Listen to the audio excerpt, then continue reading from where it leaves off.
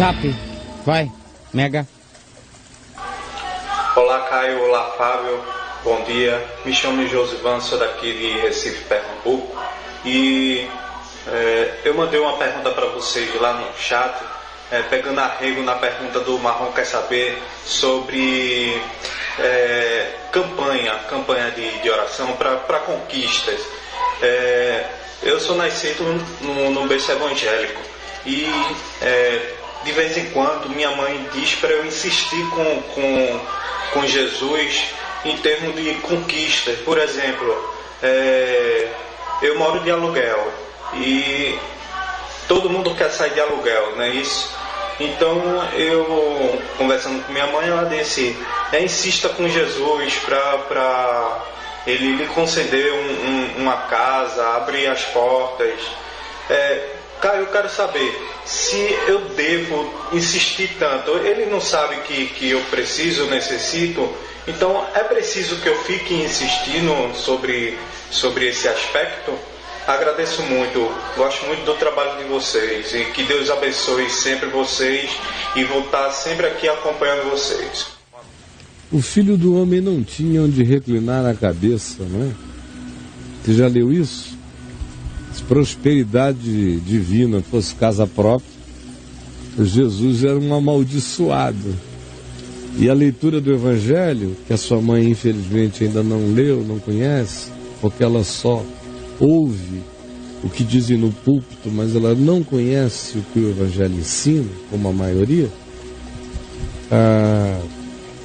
na cabeça da sua mãezinha, qualquer que seja a presença de Deus na vida do homem, tem que se manifestar assim, por essas materializações. Porque é o que a religião ensina, sempre ensinou e ensina cada vez mais. Mas leia o Evangelho, você vai ver que não tem nada a ver.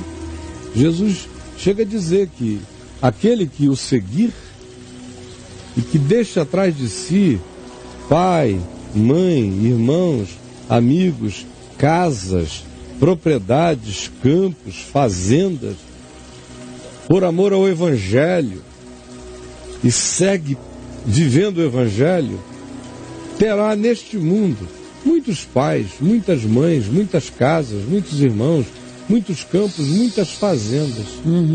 Como que? Como propriedade pessoal? Não. Como fruto da fraternidade. Ele vai ser amado por muitos que vão amá-lo como a um filho. Vai amar a outros que ele amará como se fossem filhos dele.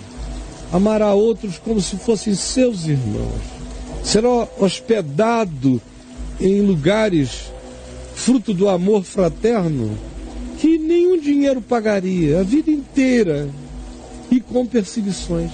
É o que Jesus ensina. Você veja como o ensino de Jesus é totalmente diferente das expectativas ensinadas por você, a vocês na religião. Você abre aqui Apocalipse, no capítulo 2, você vê qual é o sentido de conquista. Completamente coerente com o que Jesus disse. Aquele que perseverar até o fim, esse será salvo. Esse é o que conquista, esse é o que vence. É quem persevera na fé. É a única conquista que conquista alguma coisa, é a da perseverança na fé. Não em objetivos materiais, mas na imutabilidade do caráter e no crescimento da consciência em amor e em fé no Evangelho. Isso é aquilo a que o Novo Testamento chama de prosperidade. Você lê a segunda epístola de João, terceira epístola de João, veja lá como ele diz que essa é a verdadeira prosperidade. O homem é medido na sua prosperidade pelo seu domínio próprio, pela alegria, pela fidelidade, pelo fruto do Espírito, pelo que o coração produz na vida. Não tem nada a ver com conquistas de natureza material. Senão o cara abençoado era o Esteves. Esteves é que era o cara abençoado. Você veja, esse pessoal que está na cadeia aí na Lava Jato, tem gente que devolveu 100 milhões, 150 e tantos milhões. Sabe lá o que eles têm guardado em outros cantos ainda?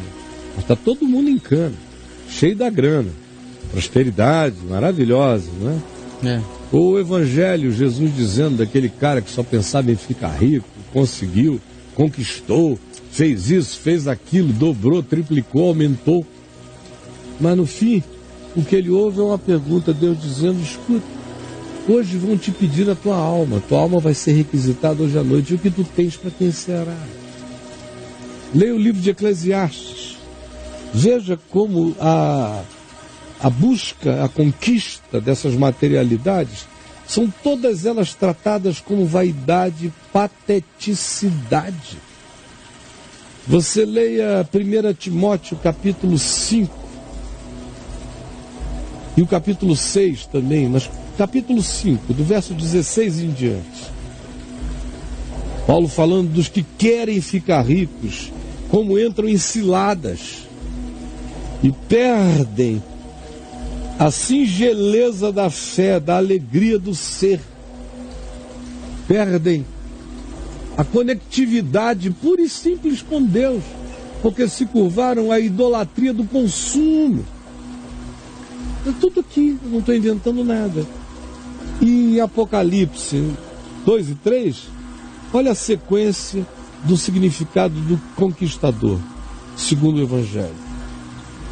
Ao conquistador, ao vencedor, dar-lhe-ei que se alimente da árvore da vida que se encontra no paraíso de Deus. Essa é a vitória, essa é a conquista. É comer a vida eterna todo dia. Olha só mais adiante o que se diz.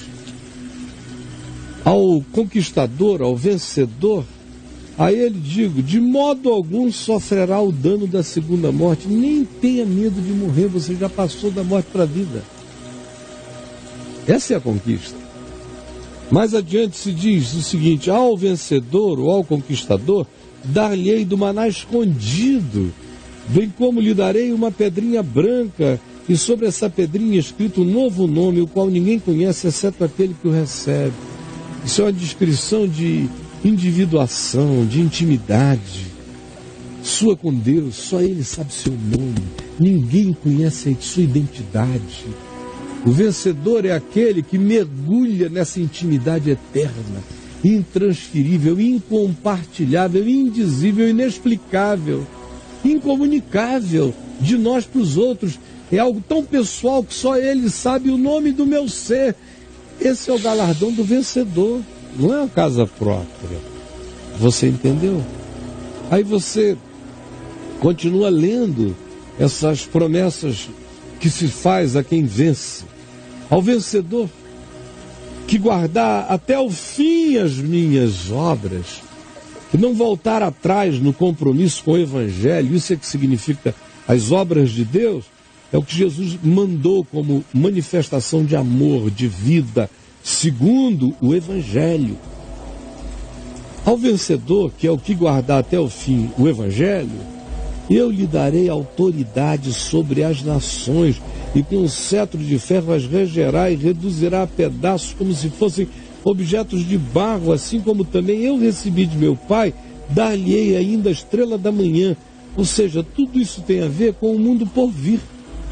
Não tem a ver com você se tornar agora um indivíduo reconhecido pela sociedade, ou pela humanidade, ou por qualquer coisa do gênero. Às vezes, sendo assim, você passa por esse mundo sem ser nem notado pelos olhos cobiçosos e vaidosos. Mas você é o vencedor de Deus enquanto anda. Mais adiante se diz: o vencedor será vestido de vestiduras brancas, de justiça. De modo nenhum apagarei o seu nome do livro da vida. É um indivíduo seguro, absolutamente certo da sua segurança. Esse é o vencedor. Pelo contrário, confessarei o seu nome diante do meu Pai, diante dos anjos, diante do universo. Esse é o vencedor. E mais, o vencedor, falo-ei, coluna do santuário, que não é um templo, é um santuário espiritual. O vencedor é referência no mundo espiritual. E daí jamais sairá, ele está fincado nesse chão, nessa rocha. Gravarei também sobre ele o nome do meu Deus, o nome da cidade do meu Deus, da sociedade ressurreta, glorificada, que desce do céu, vinda da parte de Deus, e o meu novo nome que ninguém conhece. O vencedor tem essa capacidade, essa dádiva de entrar no impenetrável. Isso é o que se diz do vencedor. E se conclui dizendo: vencedor, o conquistador, a ele dar-lhe-ei sentar-se comigo no meu trono. Não é no minha casa, minha vida. Assim como também eu venci e me sentei com meu Pai no seu trono. Então essas outras coisas, querido, a gente trabalha para conseguir. Quer ter uma casa própria? Trabalhe, você vai conseguir, se trabalhar direito. Quer qualquer outra coisa? Seja diligente, econômico, justo, limpo, simples, humilde, esforçado, tenaz, perseverante. Você vai conseguir, só não põe o seu coração nas coisas. Porque Jesus diz: cuidado, coisas podem ser roupa, comida, bebida, mas tem o poder de nos corromperem se a gente vive para elas. Ao contrário, Jesus disse: busque o significado original, busque o reino de Deus, que é a implantação da consciência do Evangelho e uma vida que vive naturalmente as coisas assim do céu na terra, no coração, em obediência. Esse é aquele que tem o reino de Deus plantado dentro dele, pela fé. Busque em primeiro lugar o reino de Deus, e bondade e misericórdia seguirão você. Todas as outras coisas serão acrescentadas. Oriente a sua vida não para as coisas, mas para o sentido eterno de tudo. E as coisas do bem e da vida serão todas acrescentadas à sua existência. Com relação ao que você disse sobre a sua mãe, dizendo: conquista com Jesus, pede, pede, pede, pede, até você conseguir. Jesus disse: não useis de vãs repetições, Mateus 6, como fazem os pagãos, que supõem que pelo seu muito pedir, insistir, falar, agendar Deus, serão atendidos.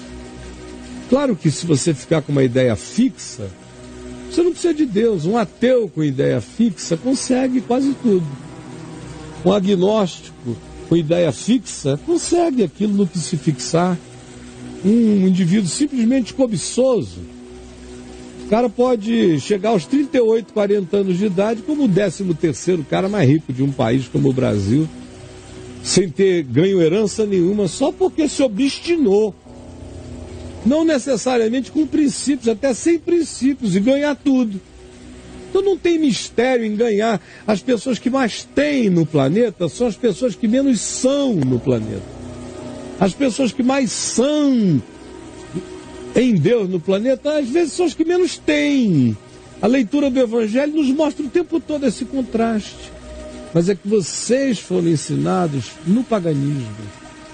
Quem pensa assim ainda nem conheceu o Evangelho. Por isso, meu filhinho, você está chegando, vamos ler de carreirinha, que a gente fica livre de toda essa insanidade.